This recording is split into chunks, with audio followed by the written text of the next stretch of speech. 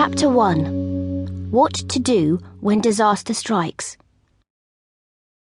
You see, the whole problem starts because Marcy is running a bath while she is also talking on the phone, and she forgets that she has taps turned on, and is just non-stop chatting to her friend Stan. Stan is a girl, even though it doesn't sound like it, and she mainly wears boys' clothes.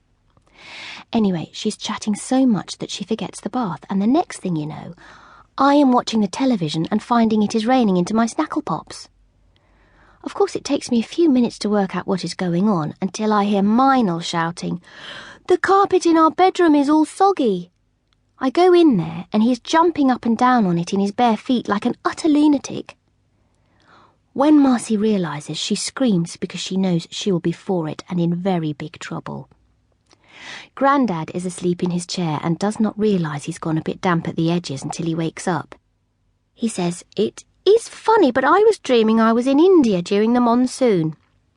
What Ruby would say is, "When disaster strikes, stay calm and work as a team. Someone must take charge." Marcy starts shouting at Meinl. She says, "Why didn't you turn the taps off, creep?" I say, "It's not his fault, you're the one who wasn't paying attention." Of course, Meinl is quite surprised that I'm defending him, as I normally do not. Marcy says, "A lot of good you are just sitting watching TV all the time." I say, "At least I don't cause Grandad to get all saturated in water. He might get a chill." Kurt says, "Marcy, why are you blaming everyone else when it is your stupid fault?" Marcy says, "Why don't you go and call one of your drip girlfriends?" And he says, "I would if I could ever manage to get the phone off you. Is it superglued to your ear?" And then Marcy says something very rude, and they get in a row.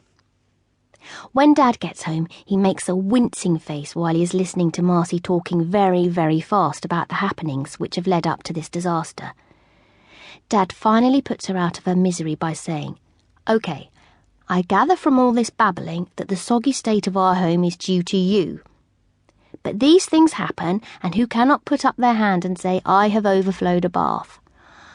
I want to put up my hand and say I have never overflowed a bath, but I'm confused as to whether putting up my hand means I have or means I haven't, so I keep quiet. Dad says, "Mars, if you just say you are sorry, that can be an end to it." Marcy says, "I am sorry." Dad says, "Fine, fetch a mop." We all find ourselves doing a lot of mopping, even Grandad. He says it reminds him of his Navy days when he used to have to scrub the decks. Dad says, "You were never in the Navy." Grandad says, "No, you are quite right. I must have been thinking of that film I watched last week." Anyway, by the time Mum gets home, everything is shipshape and there is no mess at all. But it doesn't take her long to realise something has happened. Mum is a bit like this. She has a sixth sense for trouble. She says, "So who is going to tell me what small disaster occurred while I was out?" Nobody says anything, but strangely there is a cracking noise and some powdery dust sprinkles down from above us.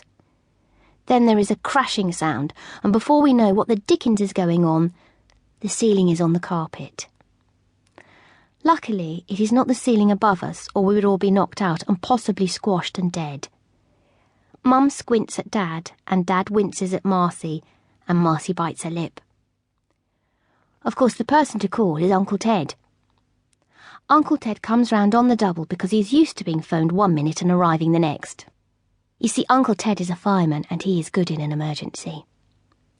Dad and Kurt and Uncle Ted clear up all the rubble. Unfortunately, what we discover is that the telly is a goner. It was all quite exciting and out of the ordinary until that happened, but now it is an utter disaster and a tragedy.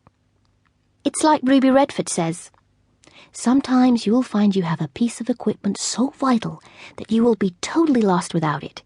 In other words, it is essential to your survival." If you do find yourself with your most vitalist piece of equipment destroyed, then Ruby Redfort would say, you must either improvise or seek out an alternative. So, of course, I take her advice and call my best friend Betty Moody immediately, and she says, "Come round any time." So I say, "I'll be there first thing tomorrow."